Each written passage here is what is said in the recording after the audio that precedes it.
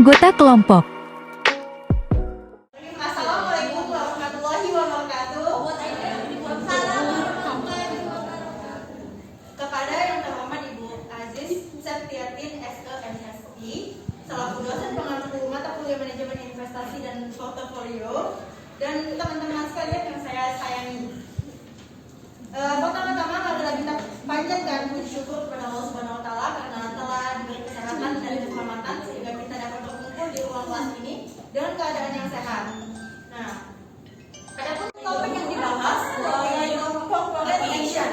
Nah, perkenalkan nama saya Bella Agustina sebagai moderator pada hari ini. Saya akan memimpin jalannya diskusi pada siang hari ini. Adapun anggota kelompok saya ada Putri Vidya Anggraini, Berlian Fadilawati, Yulia Putri, Tiara Oktariani, dan Ayu Setiasari.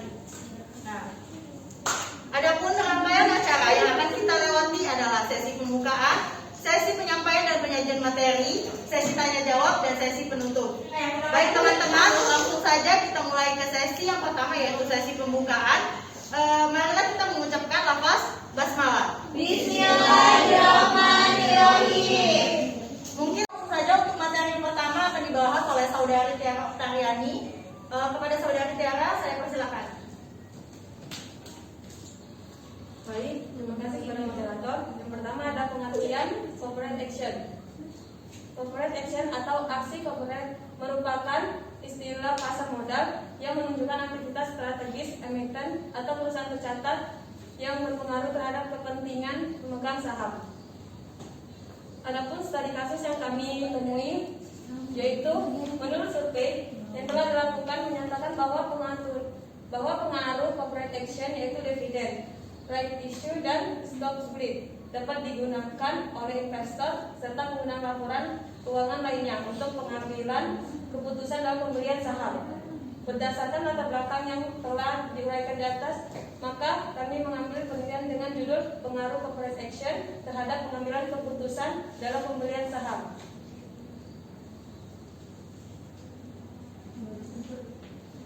Kembali ke moderator. Baik, terima kasih penyampaian materi dari Tiara Oktariani. Selanjutnya untuk materi selanjutnya akan dibahas oleh Saudari Yulia Putri. Waktu dan tempat saya persilakan. Baiklah, terima kasih para moderator. Saya akan memaparkan materi yaitu pihak-pihak yang berkepentingan. Pertama, perubahan komposisi kepemilikan dan dilusi saham. Sebuah aksi korporasi dapat mengakibatkan berubahnya komposisi pemegang saham serta dapat berakibat menurunnya persentase kepemilikan atau dilusi saham. Yang kedua yaitu dana tambahan. Pemegang saham tidak selalu memiliki dana tambahan untuk turut serta dalam sebuah aksi korporasi. Yang ketiga, perubahan permodalan perusahaan. Aksi korporasi yang menyangkut perubahan saham dapat berakibat pada perubahan pada sisi modal sendiri atau ekuitas dan dapat berdampak pada perubahan pada indikator-indikator yang berkaitan dengan permodalan. Yang keempat yaitu jumlah saham beredar. Jumlah saham yang beredar dapat berubah, bertambah atau berkurang di pasar. Hal tersebut tentu saja dapat berpengaruh terhadap kinerja saham atau likuiditas perdagangan saham. Yang kelima, harga saham. Aksi korporasi dapat berpengaruh terhadap harga saham, di mana harga saham merupakan perhatian utama bagi pemegang saham, khususnya investor yang aktif. Yang keenam, dividen. Bagi pemegang saham, aksi korporasi dapat berakibat pada meningkatnya kinerja perusahaan yang berujung pada peningkatan profitabilitas yang berarti peluang dividen yang lebih besar. Yang ketujuh, likuiditas. Hal ini mencerminkan laju perdagangan saham atau sejauh mana suatu saham aktif atau tidaknya diperdagangkan. Kedelapan yaitu strategi investasi. Setiap investor baik institusi maupun perorangan memiliki preferensi berbeda baik terhadap peluang keuntungan atau return maupun potensi kerugian atau resiko atau risk. Yang terakhir yaitu portofolio investasi. Manajer investasi suatu portofolio atau reksadana berkepentingan meningkatkan nilai portofolio investasi yang dikelolanya. Saya kembalikan pada moderator. Baik, langsung saja materi selanjutnya akan disampaikan oleh Saudari Putri Vidya. kepadanya. Saya persilakan. Baik, terima kasih pada moderator. Jadi bicara kata modal corporate dalam action itu yang pertama ada rapat umum pemegang saham atau RUPS. Jadi RUPS itu terbagi menjadi dua. Yang pertama itu RUPS tahunan yang diselenggarakan rutin setiap tahun. Itu setelah ke buku dan apa saja yang diagendakan itu. Jadi yang diagendakan ada pada umumnya pertama pertanggungjawaban direksi dan komisaris. Yang kedua penetapan bonus bagi direksi dan karyawan. Yang ketiga rencana investasi baru itu jika ada. Jadi yang kedua itu RUPS lainnya atau yang biasa disebut dengan RUPS luar biasa yang diadakan dalam setiap waktu berdasarkan kebutuhan kepentingan perseroan itu sendiri. Yang artinya RUPS dilaksanakan apabila terdapat hal-hal yang bersifat urgensi dan strategis yang harus segera diputuskan melalui mekanisme persetujuan RUPS. Itu biasanya mencakup rencana investasi baru, merger, akuisisi, dan corporate action. Dan yang kedua itu reissue. Reissue itu dilakukan perusahaan untuk mendukung rencana corporate action tertentu atau menambah modal kerja. Reissue itu merupakan hak perusahaan efek terlebih dahulu. Jadi ketika suatu perusahaan sudah menerbitkan saham perdana, maka saham sebelum ditawarkan pada investor baru, saham tersebut akan ditawarkan pada investor lama. Yang ketiga itu obligasi convertible atau convertible bonds. Convertible bonds adalah obligasi yang dapat ditukarkan dengan saham pada harga konversi yang telah ditetapkan. Ketika obligasi itu diterbitkan, pemegang obligasi dapat memilih antara uang tunai atau obligasi pada saat tanggal pelunasan. Pemegang obligasi akan memilih uang tunai apabila harga pasar saham lebih rendah daripada strike price, dan sebaliknya akan memilih saham apabila harga saham di pasar lebih tinggi daripada strike price. Setiap kali pemegang obligasi menukarkan obligasinya dengan saham, maka modal saham di-store. Dan yang keempat, warrant.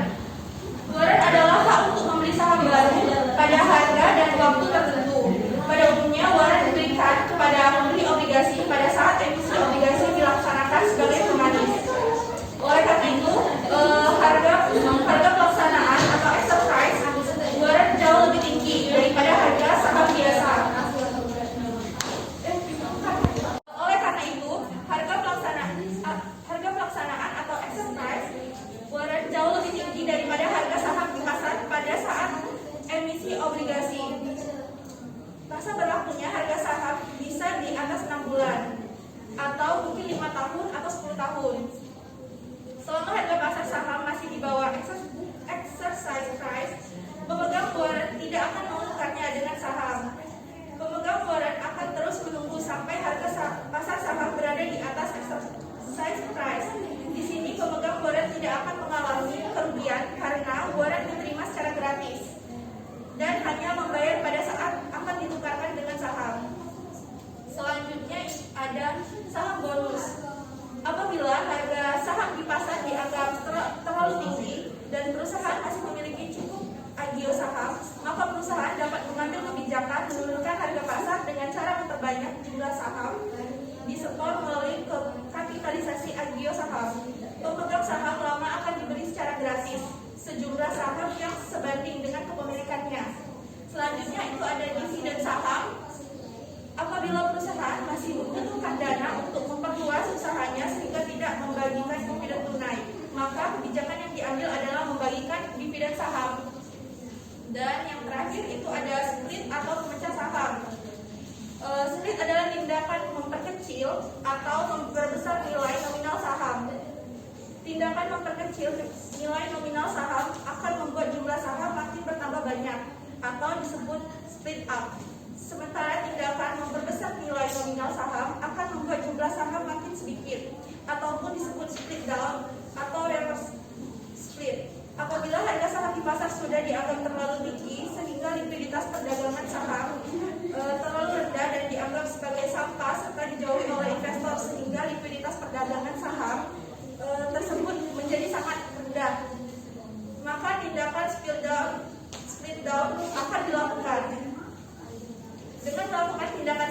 dimaksudkan agar saham lama ditarik dari peredaran dan diganti dengan saham yang baru. Tindakan split up dan split down hanya mengubah jumlah unit saham beredar dan tidak mengubah jumlah modal yang disetor ataupun jumlah ekuitas. Mungkin itu saja kembali kepada moderator. Baik, materi selanjutnya langsung saja akan disampaikan oleh Berlian kepada saudari Berlian. Saya persilakan. Terima kasih kepada moderator. Saya akan melanjutkan materi selanjutnya. Pengaruh corporate action. Yang pertama, pengaruh dividen terhadap pengambilan keputusan dalam pembelian saham. Right issue yaitu upaya yang dilakukan perusahaan untuk penambahan modal perusahaan tersebut dengan penerbitan saham baru bagi investor. Berdasarkan hasil penelitian dari Dewi dan Putra 2014 menunjukkan bahwa right issue tidak berpengaruh terhadap return saham. Artinya jika perusahaan melakukan right issue tidak terlalu menarik perhatian sebagian investor dalam pembelian saham. Yang kedua, pengaruh stock split terhadap pengembalian keputusan dalam pembelian saham. Stock split yaitu pemecahan harga saham perusahaan. Berdasarkan hasil penelitian dari Nur Iksan Nugraha menunjukkan bahwa tidak ada perbedaan volume perdagangan saham sebelum dan sesudah stock split. Artinya stock split tidak berpengaruh pada minat investor dalam pembelian saham. Yang ketiga, pengaruh stock split terhadap pengembalian keputusan dalam pembelian saham. Stock split yaitu pemecahan harga saham perusahaan. Berdasarkan hasil penelitian dari Nur Iksan Nugraha menunjukkan bahwa tidak ada perbedaan volume perdagangan saham sebelum dan sesudah stock split. Artinya stock split tidak berpengaruh pada minat investor dalam pembelian saham. Saya kembalikan kemudian. Baik, untuk materi terakhir, yaitu akan langsung disampaikan oleh Saudari Ayu. Kepada Saudari Ayu, saya silakan. Baik, terima kasih kepada moderator.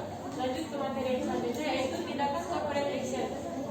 Tindakan corporate action terbagi menjadi dua, yaitu tindakan korporasi wajib dan tindakan korporasi sukarela.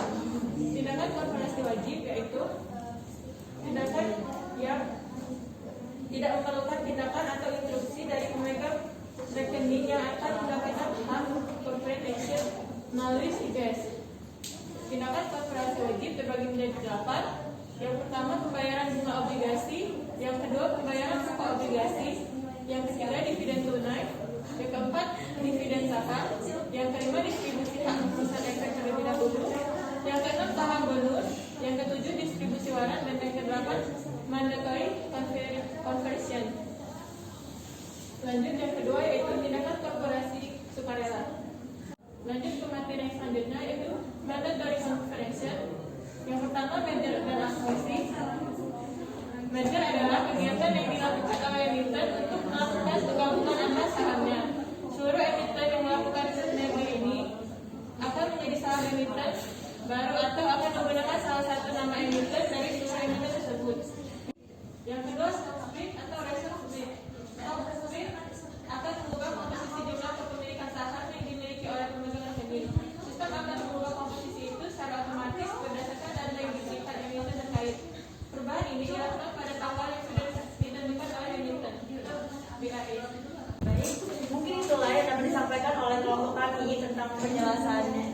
Mungkin ada kelompok-kelompok lain yang ingin bertanya. Kami membuka sesi tanya jawab. Bagi kelompok-kelompok lain yang ingin bertanya, kami persilakan. Saudari Laura, dipersilakan untuk menyampaikan pertanyaannya. Assalamualaikum warahmatullahi wabarakatuh. Perkenalkan, nama saya Laura Grafena dari kelompok 6. Ingin bertanya, mengapa emiten perusahaan yang menerbitkan saham di pasar modal melakukan corporate action? Terima kasih. Terima kasih kepada Saudari Laura. Mungkin ada kelompok lain yang ingin bertanya, saya persilakan. Saudari Sheila, saya persilakan. Assalamualaikum warahmatullahi wabarakatuh. Perkenalkan, nama saya Sheila Putri, perwakilan dari kelompok 2. Pertanyaannya, apa saja dampak yang timbul dari corporate action? Terima kasih. Terima kasih kepada Sheila yang telah menyampaikan pertanyaannya. Mungkin satu pertanyaan lagi untuk kelompok ini. Pertanyaan terakhir, saya persilakan kepada Saudari Melia untuk menyampaikan pertanyaannya.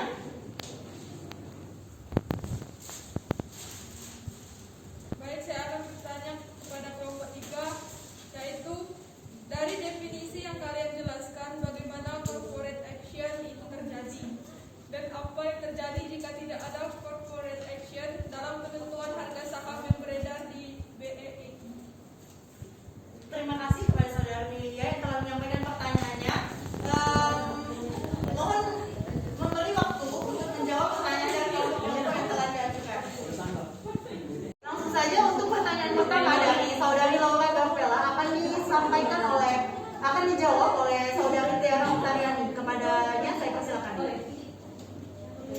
kasih.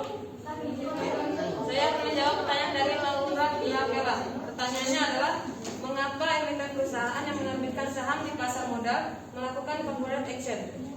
Yaitu karena agar dapat memenuhi tujuannya, seperti keputusan emiten untuk melakukan right issue dalam rangka untuk memenuhi tujuan-tujuan tertentu seperti meningkatkan modal kerja perusahaan, ekspansi usaha, meningkatkan likuiditas saham, dan netralitas pembayaran utang dan tujuan lain-lainnya. Pertanyaan kedua langsung saja akan dijawab oleh Saudari Berlian. Kepadanya saya persilakan. Baiklah, di sini saya akan menjawab pertanyaan dari Sheila. Pertanyaannya, apa saja dampak yang timbul dari corporate action? Dampaknya ada dua, yaitu dampak positif dan dampak negatif. Dampak positifnya adalah ketika setelah right issue saham dari perusahaan naik, dan berdampak negatif jika saham terus turun setelah right issue. Corporate action menimbulkan dampak yang positif terhadap penelitian harga saham. Artinya, harga saham emiten melakukan corporate action seringkali mengalami kenaikan. Kepada Saudari Sheila, bagaimana atas jawaban dari Berlian? Apakah sudah jelas? Dan pertanyaan terakhir akan dijawab oleh Saudari Yulia Putri. Kepadanya saya persilakan. Baiklah, terima kasih kepada moderator. Saya akan menjawab pertanyaan dari Saudari Melia, yaitu pertanyaannya, dari definisi yang kalian jelaskan, bagaimana corporate action itu terjadi? Dan apa yang terjadi jika tidak ada corporate action dalam penentuan harga saham yang beredar di BLI? Dari definisi yang sudah kami jelaskan, corporate action itu terjadi karena perubahan material yang berakibat adanya perubahan di dalam struktur kepemilikan sahamnya yang akan berbeda dengan sebelumnya. Perubahan itu dilakukan manajemen perusahaan terbuka dalam rangka meningkatkan nilai perseroan dan harga efek perseroan sebagai langkah strategis perusahaan dalam menghadapi ketatnya dan tekanan persaingan usaha. Tanpa adanya corporate action, harga saham yang beredar di BEI bagaikan mati suri dan berhenti, dengan mana tidaklah terjadi permintaan dan lemah penawaran, yang pada akhirnya dapat melemahkan nilai harga perusahaan yang tercatat di BEI, yang dalam jangka jauh dapat dan terbuka memperlambat hadirnya dana-dana segar dan baru untuk pembangunan nasional melalui investasinya di pasar modal. Kembali pada moderator. Baik, mungkin itu saja presentasi kelompok 3 kali ini, dan selanjutnya saya akan membacakan kesimpulan dari materi kelompok 3, yaitu corporate action, yaitu setiap tindakan emiten yang memberikan hak yang sama kepada seluruh pemegang saham seperti dividen, right issue, dan stock split. Dividen adalah pembagian laba perusahaan kepada pemegang saham berdasarkan persentase kepemilikan pemilik modal. Right issue yaitu hak pemasaran terlebih dahulu bagi pemegang saham lama dari adanya penerbitan efek baru atau penambahan modal. Stock split yaitu pemecahan jumlah lembar saham perusahaan menjadi lembar yang lebih banyak dengan menggunakan nilai nominal yang lebih rendah per sahamnya secara proporsional. Mungkin itu saja yang dapat kelompok kami sampaikan. Untuk menutup presentasi pada siang hari ini, ada baiknya kita mengucapkan lafaz hamdalah. Bismillah.